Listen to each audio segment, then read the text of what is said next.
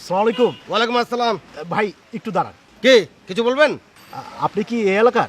না, আমি এই এলাকার না, তবে এই এলাকার রাস্তাঘাট বাড়িঘর সবকিছু আমার নখদর্পণে। আপনি হাউস নম্বর আর রোড নম্বরটা বলেন, আমি দেখিয়ে দিচ্ছি। না, আমি আসলে বাসা খুঁজছি না। তাহলে কি বাসা কিনতে চান?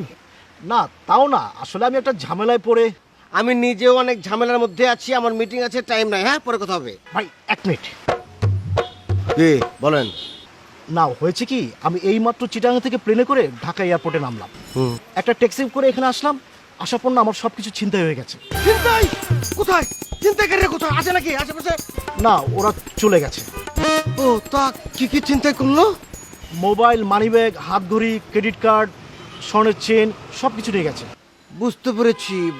তা কোথায় যাচ্ছিলেন? সেখানে পৌঁছে দিতে হবে? না, আমি এখানে একটা অফিসে যাব, কিন্তু অ্যাড্রেসটা তো মানিব্যাগে ছিল। ও, বুঝতে পেরেছি। তাহলে এক কাজ করেন, আপনি কারো নাম্বার বলেন, আমি আমার মোবাইল থেকে কথা বলার সুযোগ করে দিচ্ছি। চলিতেছে সার্কাস। ঝামেলা হয়ে গেছে কি, আমার যত নাম্বার সব মোবাইলে ছিল, একটাও মুখস্থ নেই। তাহলে আমি আপনার জন্য কি করতে পারি বলেন? আমাকে একটু চিটাগাং যাওয়ার ব্যবস্থা করে দিন, আর আপনার একটা কার্ড আর অ্যাকাউন্ট নম্বর দিয়ে দিন। চিটাগাং গিয়ে আপনার টাকা আমি পাঠিয়ে দেবো। ও, বুঝতে পেরেছি। আমি আসলে নতুন কার্ড করিনি, পুরনোটা। এই যে এই হাতে লেখা নাম্বারটা সবসময় খোলা থাকে, আপনি যেই কিন্তু আমার জন্য টাকা পাঠিয়ে দেবেন। টাকা? ও, টাকা দেয়নি না? হ্যাঁ হ্যাঁ, টাকা তো দেয়নি। এই যে ভাই 500 টাকা চিটাগাং যাওয়া যায়? কি বলছেন? মাত্র 350 টাকা? ও, সেটা তো 4.5 বছর আগের ঘটনা। বুঝেছি, টিকিটের দাম বেড়ে গেছে। এই যে আরো 200 মিল হলো। আর সম্ভব না। না, হয়েছে কি, আমি কখনো বাসে উঠিনি তো, ওই যে বললাম প্লেনে এসেছি, আবার প্লেনেই যেতে হবে।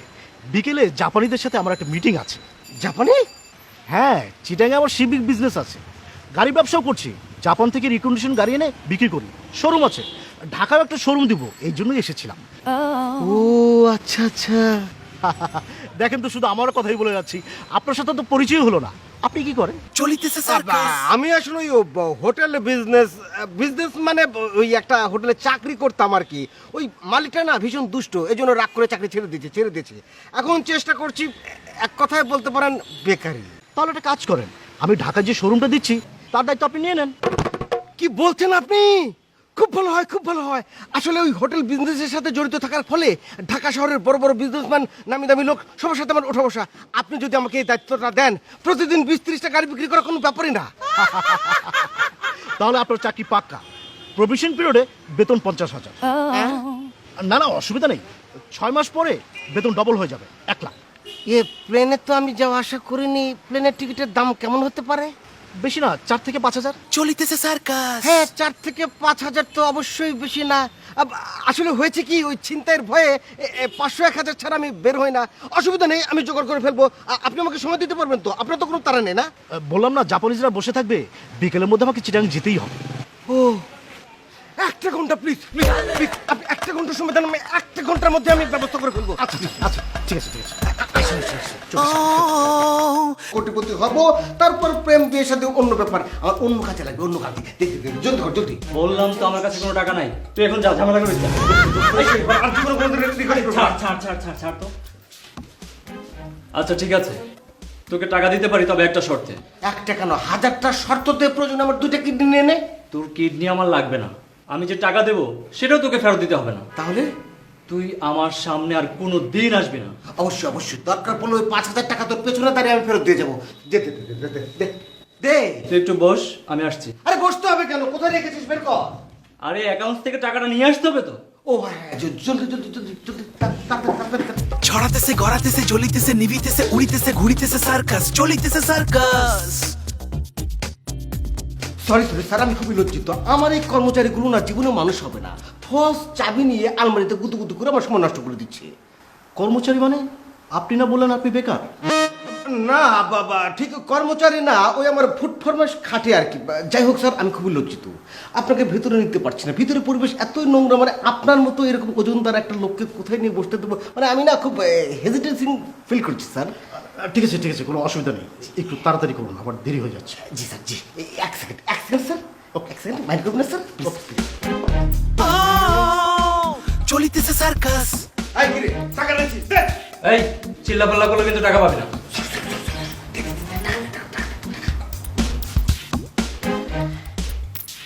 আমার শর্তটা যেন মনে থাকে। অবশ্যই অবশ্যই মনে থাকবে, তুই শর্ত দিয়েছিস আমি আর জীবনে তোর সামনে আসবো না, এই টাকা আর ফেরত দিতে হবে না। দোস্ত তুই কিন্তু আমার জন্য দোয়া করবি। এই তুই যা তো, শট যা। ৫,০০০ আছে, ৫,০০০ না? হ্যাঁ, যা।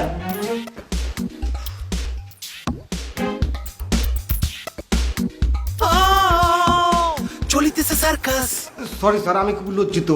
খোঁজাখুঁজি করলাম, ভালো কোনো খাম পেলাম না, সবগুলোর উপর দিয়ে লেখা টাকাগুলো অমনি দিতে হচ্ছে। ঠিক আছে ঠিক আছে, কোনো অসুবিধা নেই। ৫,০০০ই আছে তো? অবশ্যই আপনি গুনে নেন। আপনি গুনবেন কি, আমি গুনে দিচ্ছি। না না না, থাক থাক, লাগবে না লাগবে না, দি। Thank you sir, thank you. কিন্তু একটা কথা, আপনি তো আপনার অ্যাকাউন্ট নাম্বার দিলেন না, আমি কোন ঠিকানায় টাকা পাঠাবো? ছি স্যার, আপনি আমাকে লজ্জা দিচ্ছেন। টাকা ফেরত দেবেন মানে? ওই টাকা তো আমি জীবনেও নেব না স্যার। আমি আপনার অধীনস্থ কর্মচারী হয়ে যাচ্ছি, আপনার কোটি কোটি টাকার গাড়ি আমার কাছে থাকছে, আর আপনি ছি ছি ছি। তারপর টাকাটা তো ফেরত দেওয়া উচিত। স্যার আমি আপনার কাছে বিনতি করছি স্যার, দয়া করে এই ফেরত শব্দটি বলে আমাকে লজ্জা দেবেন না, আমি কিন্তু লজ্জায় মরে যাবো স্যার। আচ্ছা, আপনি তো ভালো কেন, আপনাকে আমার খুব পছন্দ হয়েছে। Thank you sir, thank you. ও ভালো কথা, আপনার কি পাসপোর্ট আছে? পাসপোর্ট? সমস্যা নেই স্যার, আমি 3 দিনের মধ্যে বানিয়ে ফেলবো। কেন স্যার? না, হয়েছে কি, আমি আগামী মাসে জাপান যাচ্ছি, ভাবছি আপনাকে নিয়ে যাব। তাহলে তো খুব ভালো হয় স্যার। শুনেছি জাপান দেশটা অনেক সুন্দর, সূর্যোদয়ের দেশ। আমাকে নিয়ে গেলে স্যার আমি একেবারে ধন্য হয়ে যাবো স্যার। কিন্তু একটা শর্ত, জাপানে গিয়ে পালিয়ে যেতে পারবেন না, তাহলে কিন্তু আমার বিজনেসের রেপুটেশন খারাপ হয়ে যাবে। ছি স্যার, আপনার এই কথাটা শুনে আমি খুবই কষ্ট পেলাম স্যার। আমরা গরিব হতে পারি স্যার, কিন্তু বেইমান না। আমি ওখানে পালিয়ে যে করবোটা কি? জাপানি মেয়েদের হাত পা নখ কেটে দেবো? ওই কাজটা ভালো, নাকি আপনার এখানে গাড়ির বিজনেস করা ভালো, কোনটা স্যার? আচ্ছা ঠিক আছে ঠিক আছে, আমার দেরি হয়ে যাচ্ছে, চলুন। জি স্যার, আপনাকে একটা ক্যাব করে দিই প্লিজ স্যার, প্লিজ। চলিতেছে সার্কাস। চলিতেছে সার্কাস।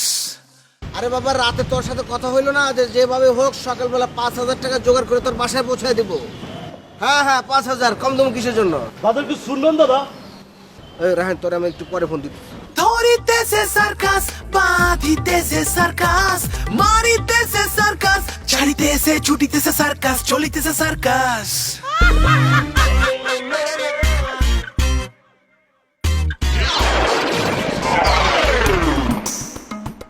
দাদা এভাবে কি দেখছেন? আপনাকে না, মানে আমি অবশ্য শুনেছি যে একই চেহারার লোক পৃথিবীতে 7 জন থাকতে পারে। আমার এক বন্ধু ছিল, মুজাফর নাম, নেভিতে চাকরি করতো।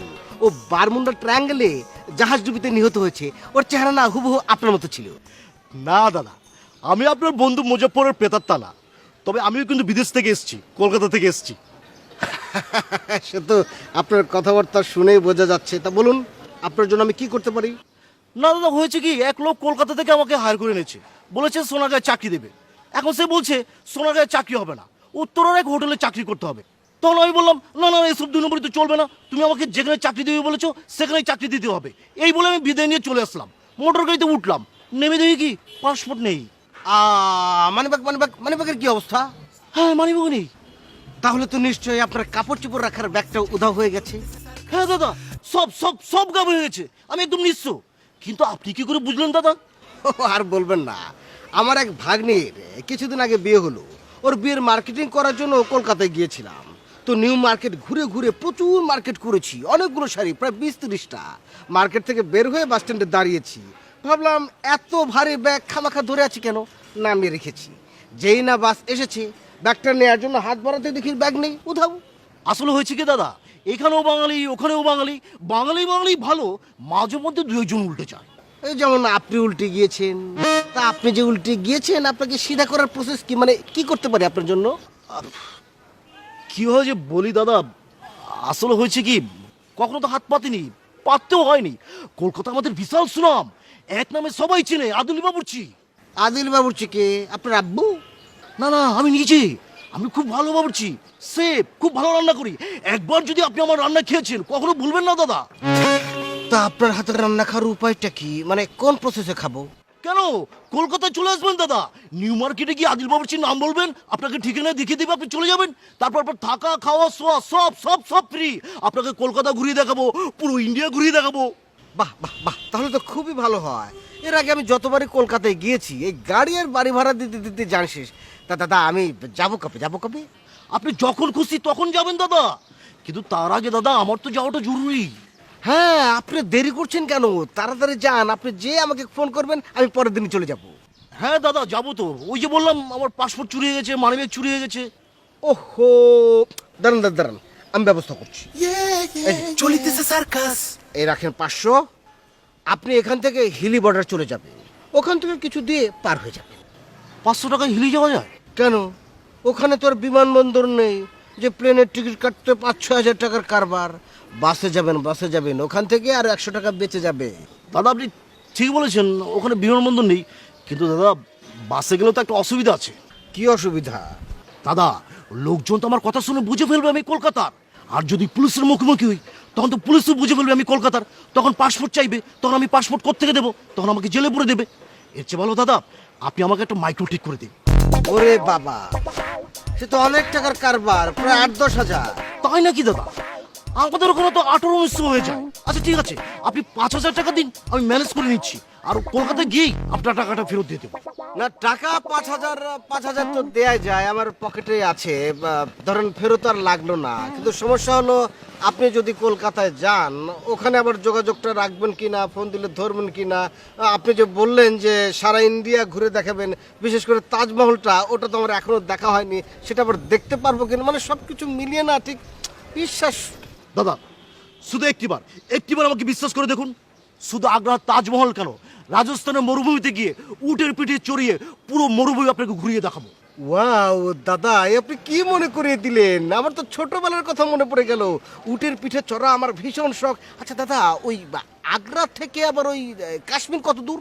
সে তো মেলা দূর, কোনো অসুবিধা নেই, আপনাকে উটের পিঠ থেকে নামিয়ে দুজনে প্লেনে উঠে পড়বো। বাহ বাহ বাহ, চমৎকার। তাহলে আর কথা না বাড়াই, শোনেন, আমি আপনাকে টাকাটা দিয়ে দিচ্ছি। আপনার কাছে আছে 500, আর এখানে 4,500। চলিতেছে সার্কাস। দাদা বিশ্বাস হলো বড় জিনিস, আমি গিয়েই আপনার টাকাটা পাঠিয়ে দিচ্ছি। ছি, এসব বলে আর লজ্জা দেবেন না। ভালো কথা, আপনার সাথে যোগাযোগ, মানে অন্তত একটা ভিজিটিং কার্ড যদি। দিয়ে দিচ্ছি। Thank you. ও ওই যে মোটর গাড়ি, পাসপোর্ট, মানিব্যাগ। ও মাথা থেকে আউট হয়ে গিয়েছিল। কোনো সমস্যা নেই, নিউ মার্কেটে যাব, আপনার নাম বলবো, আদিল বাবুর্চি, সবাই চেনে। তাহলে দেখা হবে, আসি। সালাম। চারিদিকে সার্কাস, লিখিতেছে সার্কাস, পড়িতেছে বলিতেছে সার্কাস, চলিতেছে সার্কাস। ও চলিতেছে সার্কাস। ও রাঁধিতেছে, খাইতেছে, শুইতেছে, ঘুমাইতেছে, জাগিতেছে, চলিতেছে সার্কাস। নাচিতেছে, হাসিতেছে, কাঁদিতেছে, ফাঁসিতেছে, রাগিতেছে, চলিতেছে সার্কাস, চলিতেছে সার্কাস।